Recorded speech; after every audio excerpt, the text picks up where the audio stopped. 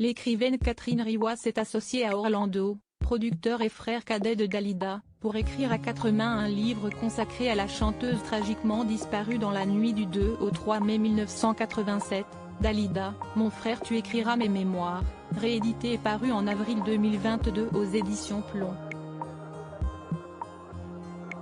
Outre la carrière cyclopéenne de l'interprète de Parole, les deux plumes se sont penchées sur la disparition de son père Pietro, décédé à seulement 41 ans des suites d'une congestion cérébrale. Un homme absent et dur avec les siens les dernières années de sa vie, visiblement hanté par le souvenir de la guerre, comme l'a précisé l'ouvrage, elle s'est fait une fête du retour de son père.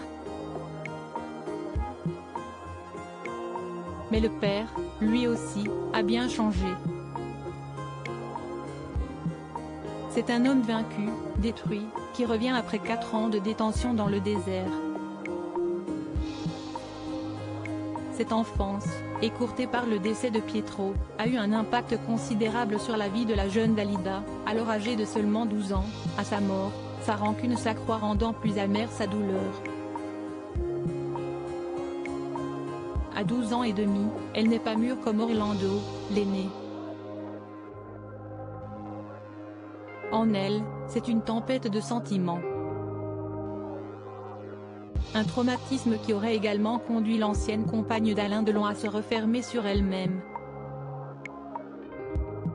Un repli sur soi qui l'a poussée à rechercher inlassablement la figure de ce père disparu dans ses nombreuses romances. Une partie d'elle devient ce père qu'elle n'a plus. Elle va tout faire pour exister par elle-même, être la plus forte possible. Sans jamais cesser d'espérer que, un jour, son prince viendra.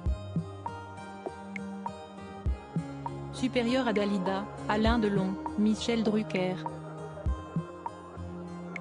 Ces hommes qui ont marqué sa vie et la malédiction des amours de Dalida. L'ancienne Miss Égypte a vécu de nombreuses relations toxiques, le chanteur italien Luigi Tenco, qui se suicida par la suite, Richard Chanfray qui connut la même fin tragique.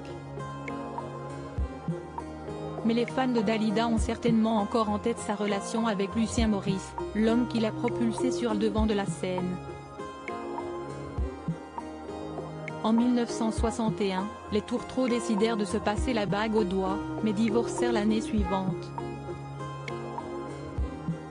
Peu de temps après, Lucien Maurice se suicida d'une balle dans la tête. Article écrit en collaboration avec 6 médias. Crédit photo, Best Images.